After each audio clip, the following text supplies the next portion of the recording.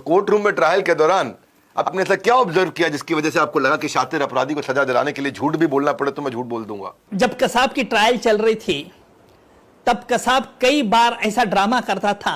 जब वैसे कोर्ट में जब हम उसको उसके सीसीटीवी फुटेज दिखाते थे तब कसाब सवाल करता था ये किसका फोटो है।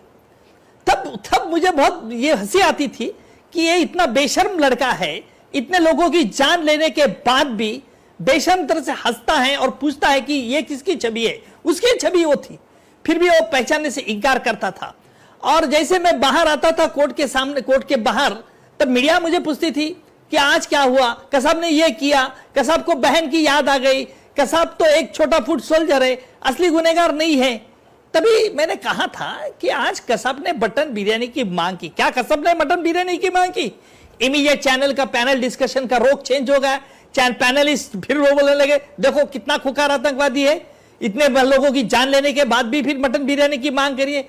दूसरे दिन कोर्ट में कसाब के वकील ने यह सवाल खड़ा किया कि मेरे पास कसाब ने मटन बिरयानी की मांग नहीं की है, उज्जवल जी के पास कैसे मांग कर सकता है?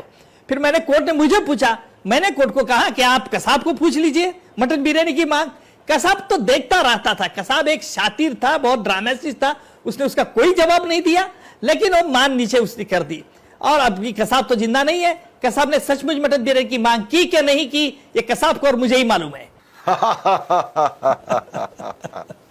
देखिए 26/11 में आपने ओपन ट्रायल प्रपोज किया। आपने कहा सब जर्नलिस्ट को देखने दो भाई, सबको देखने दो। प्रोसिक्यूशन और डिफेंस के बीच में बड़ी बहस हुई, सब दम रह गए, एकदम हैरान हो गए जब कसाब बोला मैं तो माइनर हूं और कसाब बोला मैं तो 18 साल का भी नहीं हूं। आपने इस गुगली को खेला कैसे? कसाब भी जब आपके साथ खेल रहा था तो आपने क्या किया? जैसे पहला दिन जब कोर्ट ये केस की सुनवाई की शुरू हो गई, तब जिसको हम opening address by the public prosecutor कहते, कोर्ट ने कहा कि mister Nikam you open your case, आपकी केस क्या है कसाब के खिलाफ, ये हमें समझाइए, बताइए। तब मैंने खड़ा हो गया, तभी कसाब भी खड़ा हो गया और अजमल कसाब ने कहा दिया साहब मैं नाबालिग हूं, आप मेरे खिलाफ ट्रायल नहीं चला सकते। कसाब बिल्कुल सही था, क्योंकि कसाब को मालूम था कि इंडियन जुवेनाइल जस्टिस एक्ट के मुताबिक कोई माइनर के खिलाफ इंडियन कोर्ट ट्रायल नहीं चला सकती है, उसको जुवेनाइल बोर्ड के सामने केस चलाना पड़ते। लेकिन इसके लिए वो मेजर है, ये हम कैसे साबित कर सकते? इसलिए मैंने कोर्ट में अर्जी दे दी।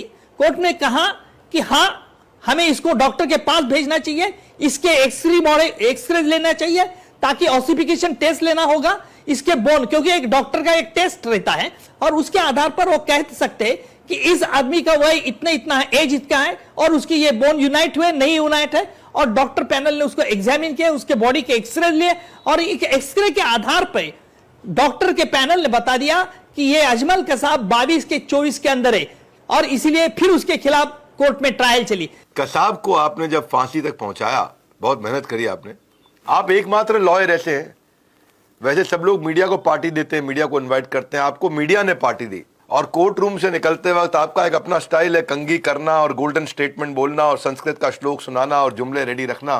बड़ा अच्छा लगा मुझे सुन के, आपने बोला कि कसाब को फांसी पे, कि बदले तुमने रंग बहुत, बदले तुमने बहुत नकाब, फांसी तक हमने तुम्हें ला ही दिया कसाब। बदले तुमने तुम्हारे रंग बहुत, बहुत बदले नकाब, फांसी तक ला ही दिया हमने तुझे कसाब। अरे क्या बात है, वाह वाह वाह, सुभान अल्लाह।